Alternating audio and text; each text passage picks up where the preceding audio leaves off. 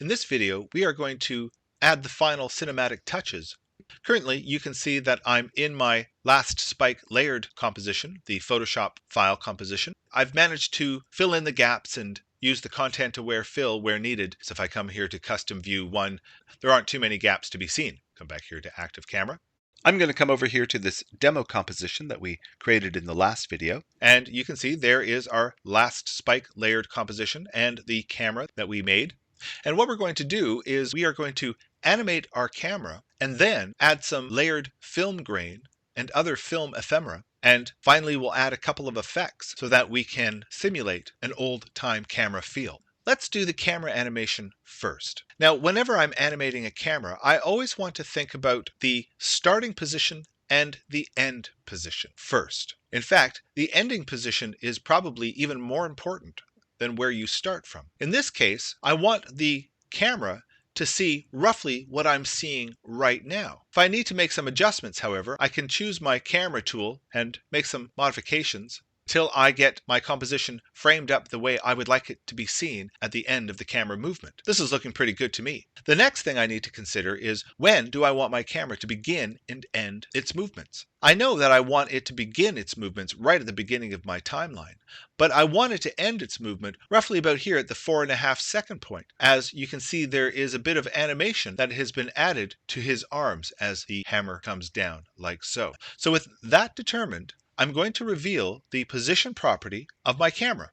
I'm going to click on the stopwatch, and I now have a keyframe at this point here. That is my camera's end position. I'm going to animate this in reverse by taking my current time indicator and bringing that to the beginning of my timeline. Now again, with this camera layer still selected, I'm going to cycle through my camera tools by pressing C on my keyboard. I'm going to start by bringing my Track XY tool up, and I'm going to drag this up a little bit like so. And then I'm going to press C again to reveal my Track Z tool. And now I'm just going to zoom in to the background like this. I'm going to press C on my keyboard one more time to reveal my Track XY once more. And I'm just going to drag that up just so that I can see the top of my tree like that. If I press my spacebar, there I go.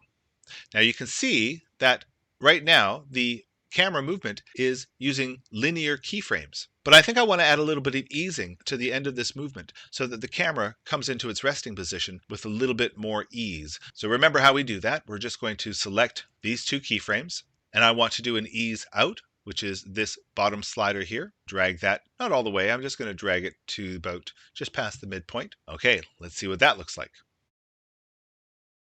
So you can see it starts a little bit more quickly and then slows into its final resting position. That's a much better animation. And there is our animation. Very smooth, perhaps a little bit too smooth. Because this is meant to emulate a certain era of time, I think it makes sense if the camera movement isn't quite so steady. So what I'm going to do is I'm going to add a couple of effects here to give this camera movement a little bit more realism. The first thing I'm going to do, so I'm going to stop my timeline, and I'm going to come over to my camera's position property, and I'm going to hold down my Option button while I press the stopwatch to reveal the expressions field. I'm going to add a very simple bit of JavaScript here that will allow us to create the illusion of a handheld camera. This is one of my favorite effects. It allows us to introduce variability into our properties. I'm going to type in wiggle and then open and close parentheses. And inside of these parentheses, I'm going to type two values. The first value is the rate of position change, and we use the unit of the number of times per second that a change occurs. I'm going to start with 10.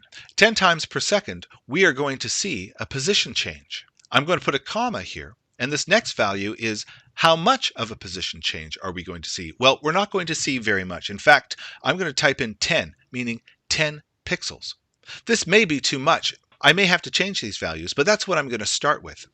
And that is all I need to do. I'm going to come back over here and select my selection arrow, and I'm going to click on my current time indicator and bring that back to the beginning of my timeline and press my spacebar. And you can see that there is a little bit of variability in the movement of that camera.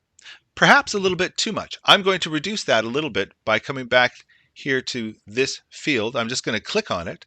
That opens that up. And I'm going to change the amount of movement from 10 down to 5. Again, I'm going to click up here into my composition panel to accept that change. That introduces a handheld quality into our camera movement. Now, this change of frame rate in the composition window works effectively. However, it does limit some of our options. In the original animation, I applied that frame rate change in a slightly different way. You'll notice that I've got an adjustment layer here. We can apply adjustment layers in After Effects by coming to the Layers drop-down menu and selecting New Adjustment Layer. And they work the same as they do in other Adobe applications like Photoshop. To this adjustment layer, I've added an effect. If I twirl that down, you can see that there's an effect here called Posterized Time. We can apply that effect by just coming to our effects panel and typing in Posterize. And you'll see that Posterized Time comes up here. I've dragged and dropped that effect onto that adjustment layer like so. The Posterized Time effect, as you can see, allows me to change the frame rate to any specified value that I've given it. The reason why this is more flexible than just changing the frame rate of the entire composition is that I can add this frame rate selectively. The adjustment layer only affects the layers that are below it. If I wanted to put some animated text in here, for example, I could do so without having to worry about a lowered frame rate affecting the text animation. I'm going to come back to my demo.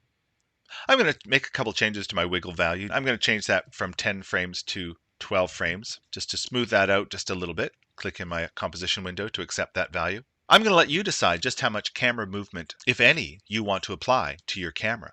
Let's add the final cinematic touches to this animation. Let's import the support footage for this project. I'm going to come to the File drop-down menu. I'm going to come to Import, Import File. And in the Files for the Last Spike tutorial folder, in the Last Spike Demo Final, if I double-click that, you'll notice that there's a folder in here called Footage.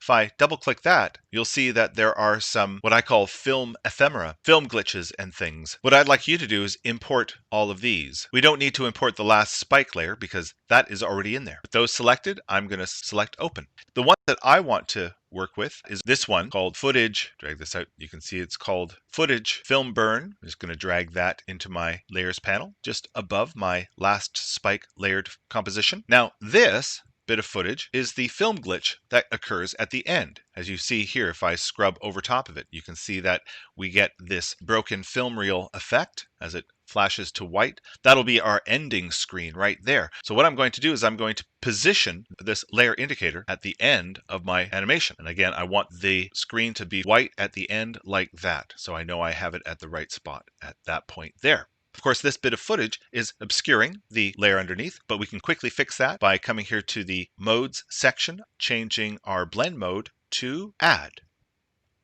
You'll notice, however, that there is a color cast to this bit of footage, so we're going to add another effect. We are going to add the hue and saturation effect by coming here and selecting Hue. There is my hue and saturation there. I'm just going to double-click. In my effects panel, I'm going to take down my master saturation slider all the way down to -100. And that will get rid of any color that is in this imported footage. I'm going to come back to my project panel here. I'm going to bring in the next bit of footage. This one here, the dust particles that we see floating at the end of the animation. Again, I'm going to drag that in over top of my other footage. You can see that this bit of footage exists from the beginning of the animation right to the end. But in fact, I don't want to see the dust until the camera is almost at its final resting position. So we're going to make some adjustments to its transparency in just a moment. But before we do that, let me just change the blend mode. In this case, I'm going to change it from normal to screen. You can see here as I scrub over top of the timeline how that dust is now composited within that scene. Again, I don't want it to be seen until it gets to about this point here. So I'm going to reveal the transparency property by pressing T on my keyboard. Click the stopwatch here that I have a value of 100% at this point. I'm just going to move my current time indicator a little bit further down my timeline to about the 3-second point, and I'm going to take that value down to 0. So again, we don't see that dust until we are almost at this point here. In fact, perhaps it could come in a little bit sooner. Okay, now I do want to highlight something here. The dust layer is not in 3D, meaning that the camera doesn't recognize any 3D movement. But I'm going to suggest we turn this dust layer into a 3D layer. Come back here to toggle switches and modes, and I'm going to turn on my dust layer's 3D switch. If I come back to my custom view 1, it's going to zoom in, and you can see that I have my dust layer selected here. I'm going to bring it forward in space just a little bit in front of all the other layers. And now I'm going to come back to active camera, and I can see just how it needs to be repositioned and scaled up so it fills my entire screen. Now it feels as if the camera is moving through that dust layer as it's revealing it at the same time. There's just a couple more things that I want to do to finish this off. Again, this is not necessary, but we have all been trained through our years of watching movies that cinematic movies have a wider aspect ratio. So just by putting two black bars across the top and bottom, I'm going to press Command D to duplicate that shape. And they really don't need to extend too far into our image to make sure that they are at the very top of your layer stack, so they do hide everything underneath. The very last thing I'm going to do is I'm going to create a little fade in, meaning it's going to fade in from black. I'm just going to create a black box that sits over top of everything and then use my transparency property to fade it out over the course of a couple of frames, so that we have a fade in effect. Oh, and there is one last thing I need to do. I forgot there is in fact film grain. That is this footage here, 8mm film damage vignette. Again, I'm going to drag that in. I'm going to bring that underneath the shape layers that I just put in. And I'm going to extend that just a little bit beyond the edges of my, that looks good. And I'm going to change the blend mode by coming back to my toggle switches and modes, and I'm going to choose overlay. And you can see just how much grain is applied to my footage, as well that there is a color cast to this footage. I'm going to do the same thing I did with my previous footage by double clicking here under hue saturation, or I could come to the effects drop down menu and select color correction hue saturation here. Either way, I'm going to take my master saturation slider all the way down to the left. I'm also going to reduce the transparency here just a little bit, just to make it not quite so grainy. And there is our final After Effects composition, worthy of an Oscar.